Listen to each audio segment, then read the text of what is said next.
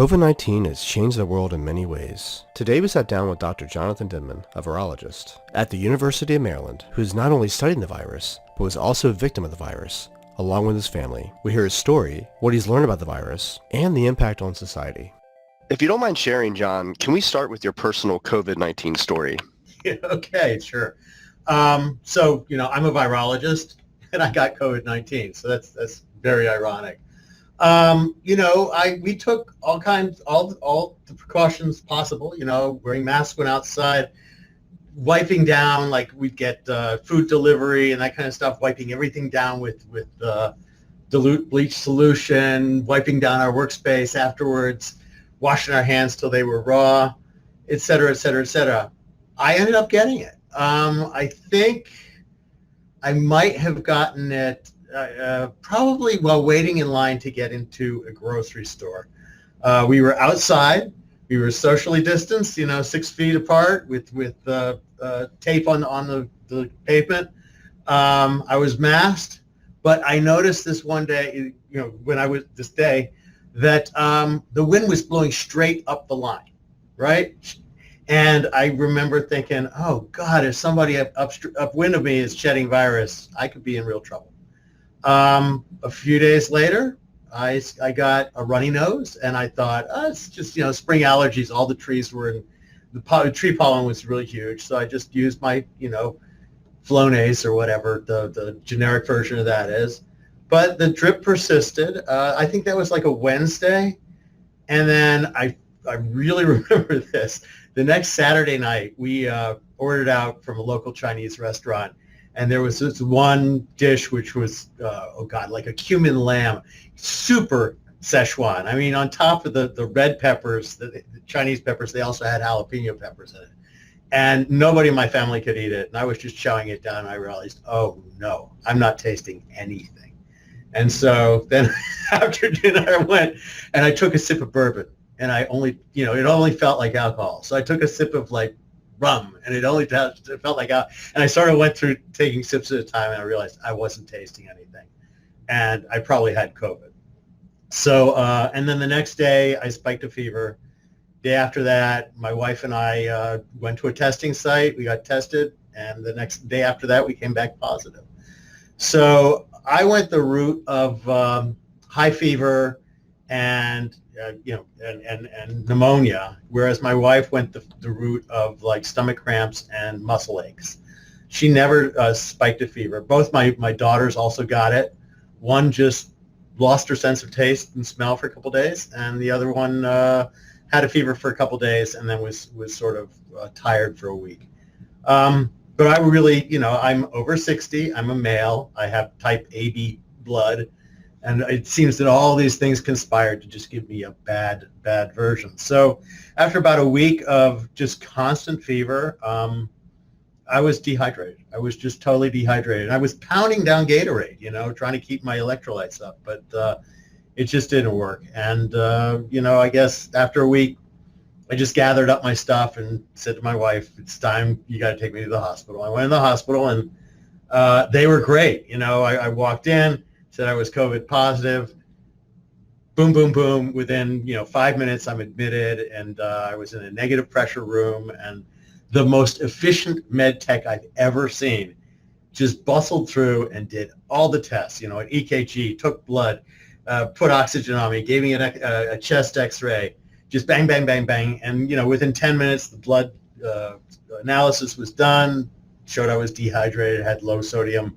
They gave me a big bolus of sodium chloride, put me on an IV drip, and within an hour I was admitted, to the hospital where I stayed there for about a week, 8 days. I was 3 days on an IV just to rehydrate me, and I remember one of the nurses said, "Put salt on all your food." So we need to get my sodium levels up. Was on oxygen for a few days. And then sort of turned the corner, and that was the day that I started the remdesivir protocol. So that was 5 days on that protocol, and it can only be taken, an infusion, IV. So I was probably in the hospital longer than I needed to be, just because I had to get through this 5-day protocol. I did have pneumonia in both lungs, so double pneumonia.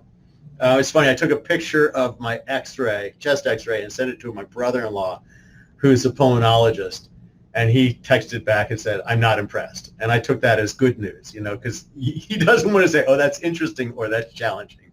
He wants to say that's not impressive. So let's see, then the recovery after the hospital, I lost 20 pounds. I don't recommend this as a weight loss regimen. I had to work on my lungs, and they gave me a thing called an inspirometer. So it's basically a thing you suck in, and it tells you how much volume of air you're taking in. So did that a few times a day, made sure to rest, made sure to eat, and gradually increased my exercise every day. Fortunately, I have no long-term problems. The remdesivir is hepatotoxic. It causes liver toxic damage. And I guess the fourth day after the fourth infusion, my liver enzymes in the blood were up, indicating some liver toxicity. But I literally got the results from my follow-up blood test about 2 hours ago, and my liver's in great shape. So that's good. So yeah, it took a while to recover. I still tire easily. We had a small tree fall down in a storm a couple days ago. I said, "Oh, I'll take care of it." Oh my God, I was exhausted. But aside from just working on getting my strength back, I think I'm fully recovered. So that was my ordeal. And and since we're all recovered and the whole family is in good shape now, we got a puppy, and she's adorable. So her name is not Twixie, Stevie. All right, and that's it. Well, that's really cute. Wow. Well, glad that your family's recovered. And obviously you felt the virus, but also I know I read an article, you shifted your research to SARS-CoV-2, right? And so what have you been learning about the virus? Obviously firsthand, you had a horrible experience. So what are you learning about the virus, and how does the virus attack the body differently, it seems, with different people? Yeah, we really don't know why it's different with different people. We know that, this is what's called a novel virus. So when a new species gets infected or exposed to a new pathogen, that species doesn't really have any sort of innate defenses. We're sort of completely vulnerable. And this is really a classic, new pathogen hits naive species type of story. And we've seen it through history. For example, smallpox and measles with Native Americans. They had no immunity, whereas Europeans had been, and people from the old world had been exposed to smallpox and measles for thousands and thousands of years. So that population was sort of selected for resistance. Now we have this new virus, this new coronavirus. It came out of the forests in southern China. No human's been exposed to it before, so basically we have no innate defenses against it, and I think it's kind of classic. And the real scary thing is that this is an airborne transmitted disease, right? So it's very easily transmitted from person to person, and this is something that the biodefense community has been really freaking out about for the last 20 years. And unfortunately, what happens is our politicians or our policymakers have the attention span of like the dogs from the movie Up, squirrel. And so, for example, during the SARS epidemic, a lot of money was pumped into researching coronaviruses. And, I had a grant from the NIH to work on SARS, my little aspect of it. And, it was good. We published some really nice papers, some really important papers. And then, by the time the 5-year funding was coming to an end, I called my program officer at the NIH. I said, we've made really great progress on this. I'd like to do a renewal. And he said, forget about it. We're not interested in SARS. That was just a one-off. And unfortunately, I've seen this over and over again. We sort of run after today's disease, and then we sort of forget about it because it does fade into the background. And then, the same thing comes over again, or a version of the same thing, and it's as if it's completely new. So with regard to my work on SARS-CoV, SARS-CoV-2, we were able to just go to our freezer, pull out all of the materials, that we had made for studying SARS, made some modifications, and we were back in business really quickly. How has your specific experience prepared you for researching this specific virus? I don't want to get it again. My specific experience. So, I'm not I don't actually work on viruses. I work with a molecular mechanism that a lot of viruses use. So I have in place collaborations with real virologists who use the real virus, right? So I can ask, I can probe this molecular mechanism, figure out what's going on, figure out why it's important and how to mess it up. And then I take that work to my virology collaborators, and their labs are set up to work with, hot viruses. And so I say, make this mutant, make that mutant, we're going to try this drug and that drug. They do those experiments and they see the effects on the virus. So I'm focused on what's called molecular mechanism, how, the nuts and bolts of the machine and how it's programmed essentially. And then once I figure out that aspect of the programming, then we can translate that to the virology. So and I think this is really typical of the way that scientists work. Think about, we work in labs. A lab is really sort of a boutique. It's something really, really specialized. And each lab is its own specialized boutique. My lab, we work on a very specific molecular mechanism called programmed ribosomal frame shifting. There's maybe about 1, 2, 3, 4 or 5 labs in the world that are set up to work with this, right? So we sort of specialize in this, and then we'll go to other laboratories or other, professors or PI, principal investigators, we call them PIs. And they're running a boutique lab to look at the structure of the RNA, or another one that's running a boutique lab to work with a very specific type of viruses. And we put together these group projects where everybody brings their expertise to the problem, and together we get a big picture and we try to solve a problem. And that's what I love about science, about being a working scientist, is that we work together really well, and we put together these collaborations that span all over the world. And with the internet we can communicate instantly, just like you and I are communicating right now. And it's this worldwide community of people who are have their own little specializations, but who are all focused on really important problems and trying to solve them. So it's kind of feel good. How close do you think we are to developing a vaccine or any other treatment for it? I'm going to really, get in trouble here. So there has been coronavirus vaccine research going on for many, many, many, many years. There, I think, is one vaccine out there for veterinary use, and it's not very good. I personally, and if you talk to other virologists and get them to sort of, get a couple beers in them, they'll say that we ain't going to get a vaccine, that this is an empty promise these are empty promises by frightened politicians. I really think it's BS.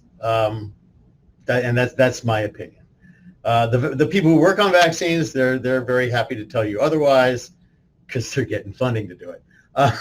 And maybe it'll work, but I am not hopeful. What I am hopeful about are drugs.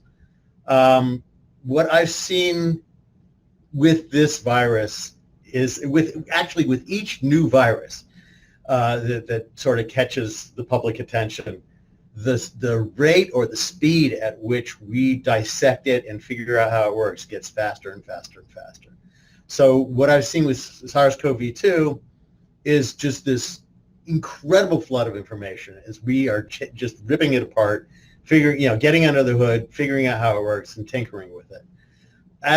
And based on that experience and experience with other other viruses, we're really understanding the nuts and bolts of this virus at a very, very profound level. And there are a lot of other boutique labs set up, et cetera, that screen for drugs, et cetera. And what I really think is going to happen is that within the next few months, we're going to get a whole bunch of new drug candidates coming out. And the good thing about these drugs is that, about this approach, is that if you have a drug that you can deliver either in a pill form, let's say a nasal spray, a nose spray, and it knocks down your symptoms to the point where, you don't have to be hospitalized, you don't have to be intubated. It knocks down the symptoms so that you can get through it. Well, then afterwards, after you're done, you will have mounted a good immune response, a protective immune response, so that the next time you get infected with the virus, you can fight it off and not have any clinical symptoms. And I think that's the way we're going to achieve herd immunity, is that once we get some good drugs out there, people will get sick. I mean, we see that people are getting sick. People will get sick. People are getting infected with this virus. We didn't manage to stop it. That's a whole nother topic of conversation. So we got to learn how to live with it. I don't think a vaccine is going to happen. I do think we're going to have drugs, and that's going to be how we're going to get through this, or establish. We're going to establish herd immunity. It sounds optimistic as far as the drug research. Yeah, humans will be able to get the virus again. And what is the time frame? Are we talking annually or every other 2 years? I mean, how often do you foresee that a human who has the virus will be able to be susceptible to it again? Yeah, if I knew the answer to that, I'd set up a psychic shop. So you really don't know. I mean, it could be 6 months.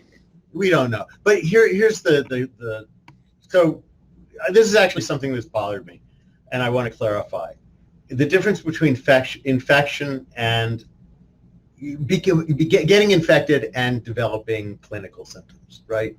So we get infected. I got infected with this virus, right? I, happened to have given blood to a research group up at the University of Maryland, Baltimore, and they've done the whole, panel of antibody tests, et cetera. I have really high antibody titers to the viral proteins. So I can get infected again. And infected means simply, I get exposed to the virus. But I've got an acquired immune response.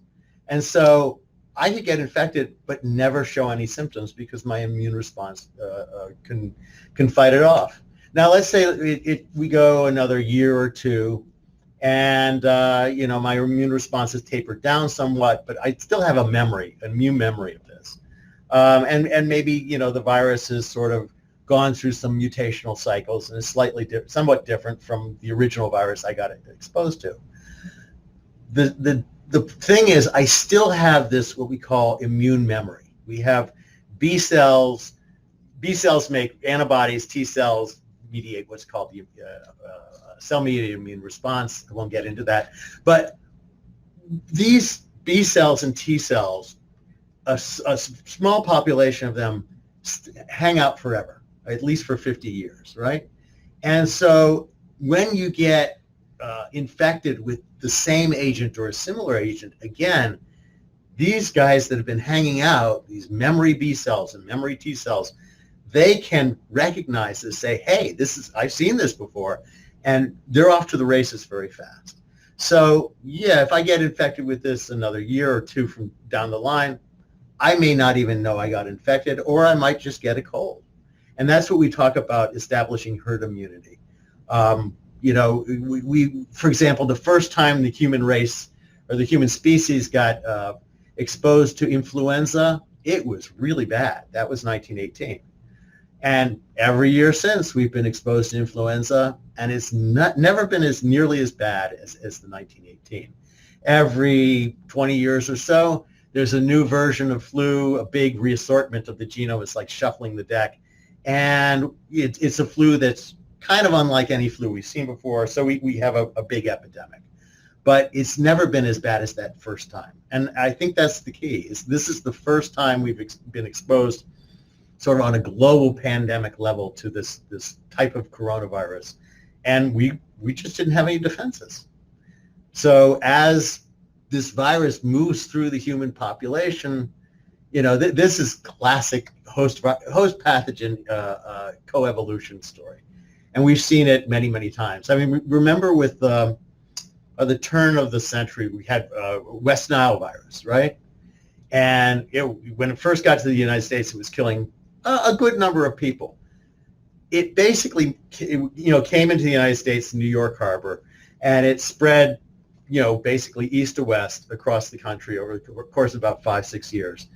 If you actually, if you gave some blood and looked for West Nile virus antibodies, you've had it. Every one of us has had it.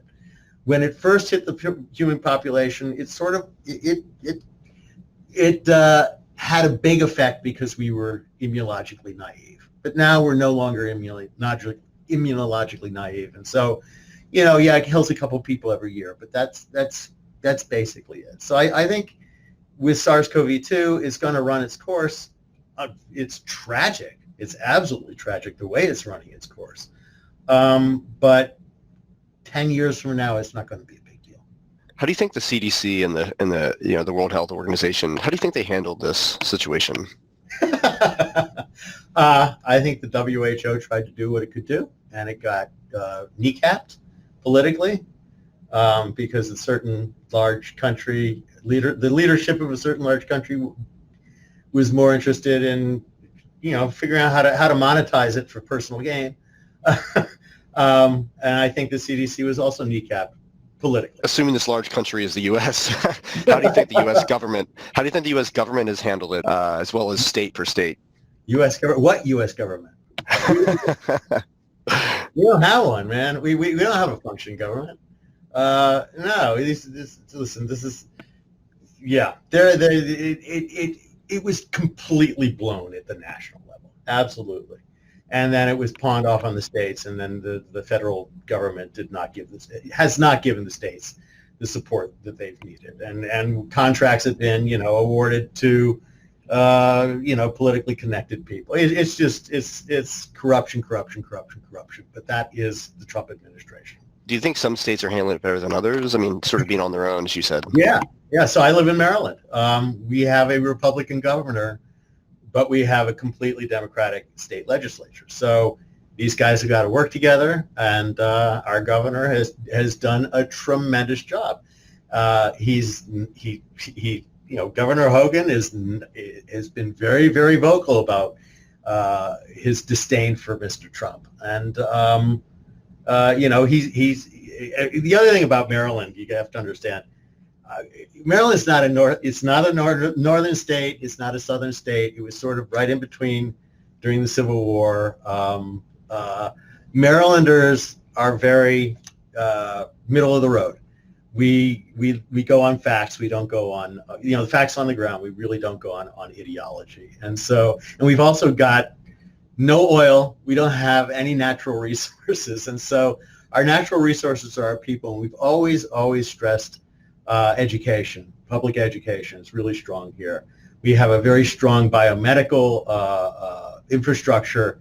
And so our political establishment is really a very practical and very fact-based. And, they draw on the expertise of people at the University of Maryland, people at Johns Hopkins, and they go with the facts. And so our state has done really well, despite the fact, if you look at where COVID-19 got established, it really came in through ports of entry, international ports of entry.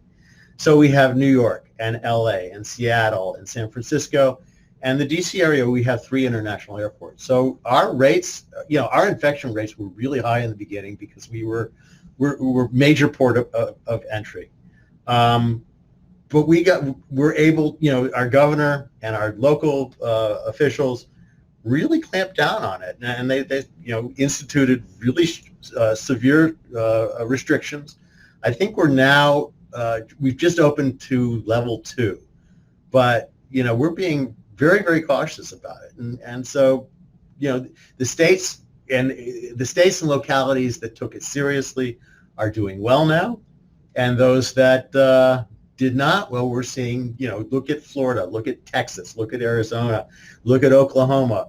Their ICUs are beyond capacity, and what's happening in these states, which were driven by political considerations first, or loyalty to the federal administration.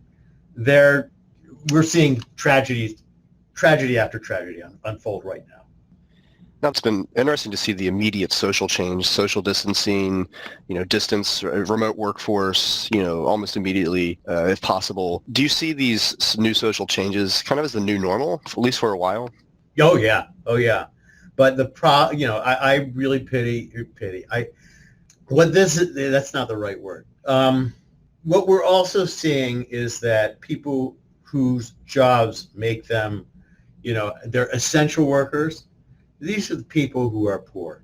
These are the people who are working, who have to work, and have to take risks, personal risks, because, they have no other choice. So for people like me, I can do all my work remotely. I do come to the lab a few times a week just to keep things running and make sure the research is ongoing. But, people who who are not essential workers, we're the ones who are adjusting, and I think, our lives are going to be profoundly changed. It's really, what we're seeing is people who keep the gears, oiled and keep the wheels rolling. These are the people who are exposed, are the most high risk. These are called essential, but they're paid as if they're not essential. So I am really hoping that we're going to see some real changes in income distribution and how we value, what kind of work we actually value in this country. I think, the job creators, right, and the investment class, they're not essential workers, and we're seeing that. What do you think of what the media has reported the virus and continued reporting? Do you feel it's been responsible, or what are your thoughts on the media? So I remember once many years ago, I went and, I was a grad student, and I heard Ted Koppel give a talk, and he led off and he said, if today world peace were declared, but on the same day 2 747s collided in midair, what do you think we'd lead with? Right? And he said, with the local news, it always leads off with a car accident or a fire or something like that. If it bleeds, it leads. They're in the business of selling commercial ads. They're selling time for commercial ads, right? And what gets your attention? Why do you stop? Why do you slow down when there's a wreck on the side of the road? You've got to look. It's the there but for the grace of God go I. That morbid curiosity. And so we have to understand that the media are in the business of making money, and the way they make money is to sell ads, and the way they base their pricing is based on the number of eyeballs that they can attract. Now there's when we talk about the media, there's many different forms of media and many, et cetera. There is a media entity out there that is not just about making money, but also attracting eyeballs, but also about pushing a political agenda. So we know who I'm talking about.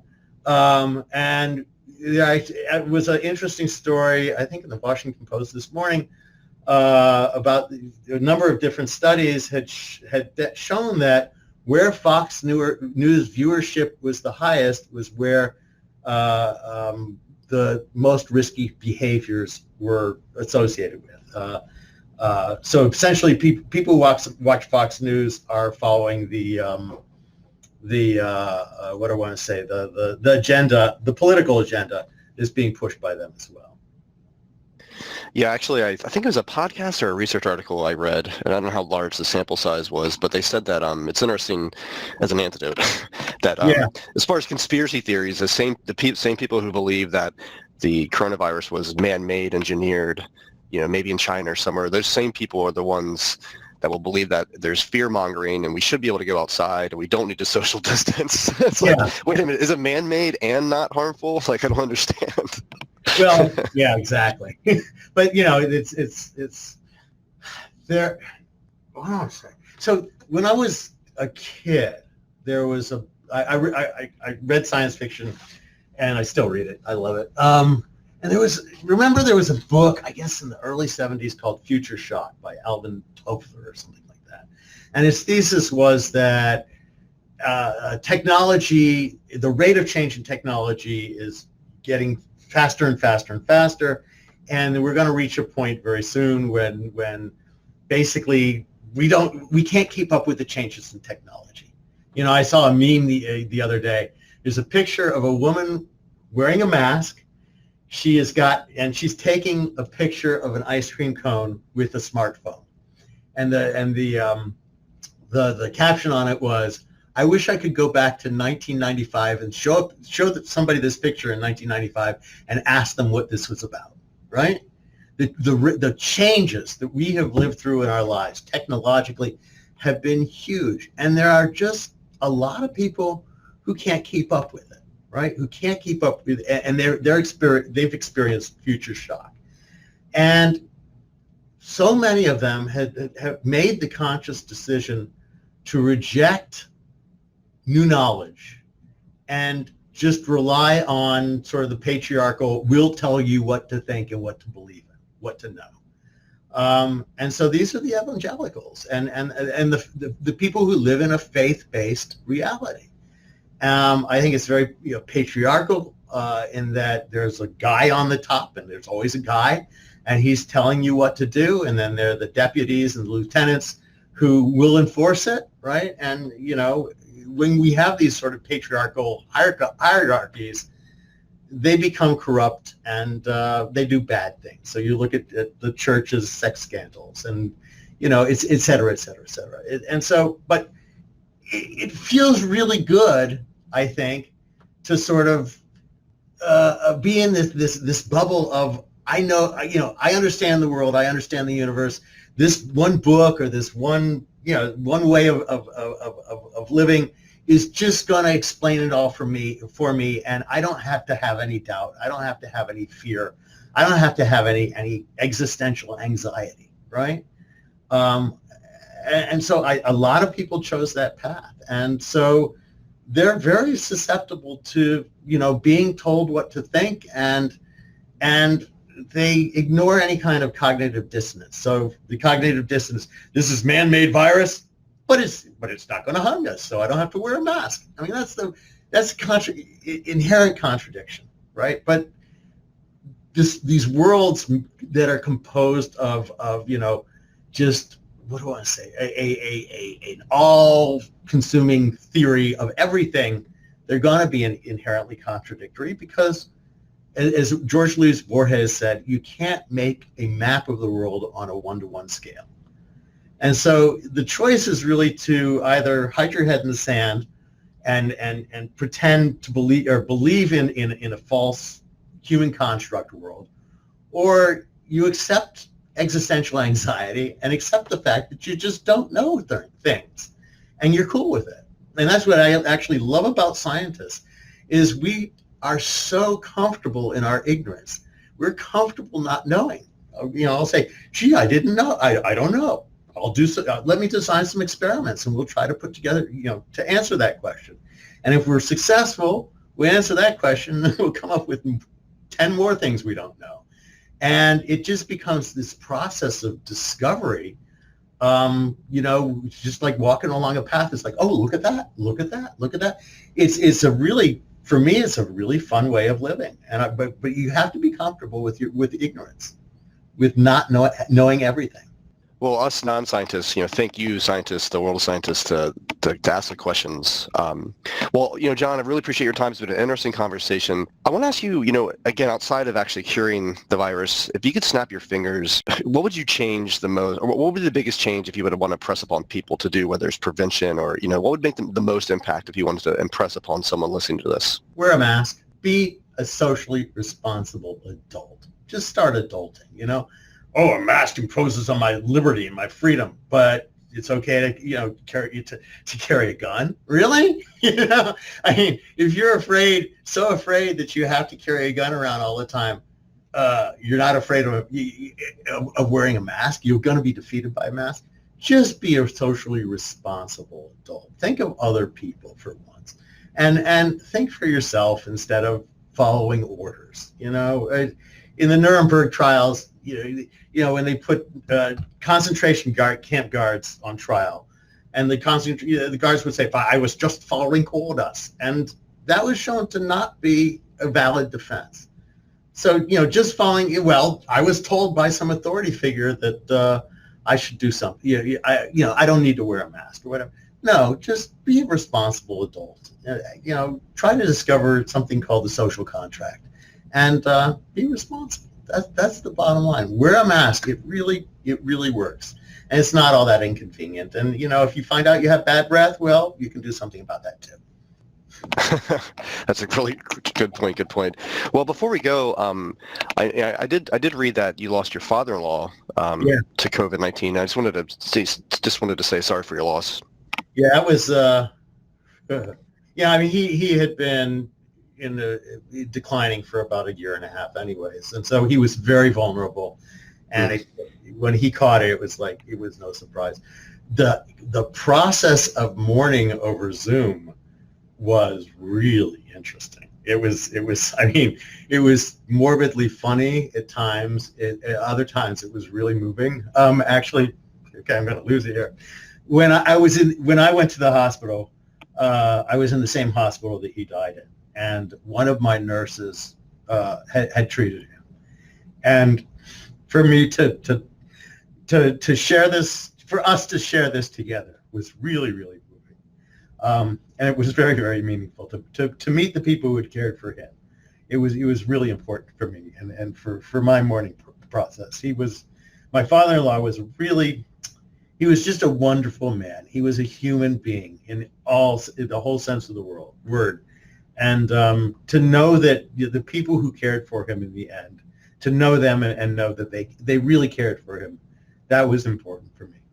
And thanks for sharing. You mentioned the awkwardness or using Zoom and the social virtual tools like that, and obviously grieving. But and a weird twist of fate, you were able to actually be in the hospital to actually experience to meet the care workers who worked with your father-in-law. That's kind of an interesting twist of fate, huh? They were fantastic people. The nurses, the doctors, the techs, even the people who came in and swept my floor.